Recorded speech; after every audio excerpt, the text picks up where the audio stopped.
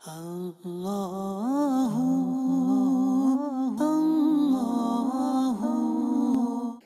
میں سختی، اپنے آپ کو دوسروں پر ترجیح دینا اور دوسروں کو حقیر جاننے کی عادت کسی طور اچھی نہیں۔ دوسروں کی نصیحت کو قبول نہ کرنا بھی تکبر کی نشانی ہے۔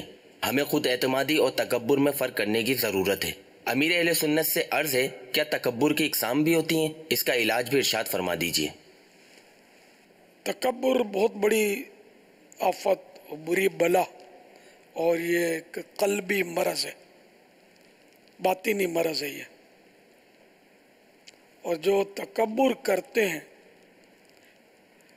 ان کا حشر قیامت کے دن چونٹیوں کے برابر جسموں میں ہوگا، اتنے چھوٹے کر دیے جائیں گے چونٹیوں کی طرح، اور ان کی صورتیں آدمیوں کی ہوں گی۔ ہر طرف سے ان پر ذلت چھائے ہوئے ہوگی، ان کو کھینچ کر جہنم کے قید خانے کی طرف لے جائیں گے جس کا نام بولس ہے۔ ان کے اوپر آگوں کی آگ ہوگی، جہنمیوں کا نچوڑ انہیں پلایا جائے گا جس کو طینۃ الخبال کہتے ہیں۔ تکبر کی تعریف فرمان مصطفیٰ صلی اللہ تعالی علیہ وآلہ وسلم، حق سے سرکشی کرنے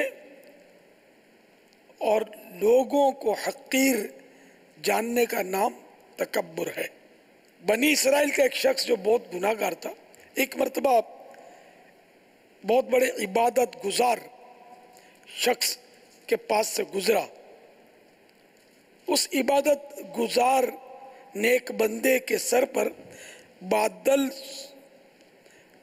سایہ کر رہا تھا۔ اس گناہ گار نے سوچا کہ میں تو بنی اسرائیل کا سخت گناہ گار اور یہ بہت بڑے عبادت گزار ہیں، اگر میں ان کے پاس بیٹھوں تو امید ہے اللہ تعالیٰ مجھ پر بھی رحم فرما دے۔ یہ سوچ کر وہ اس عابد یعنی عبادت گزار کے پاس بیٹھ گیا۔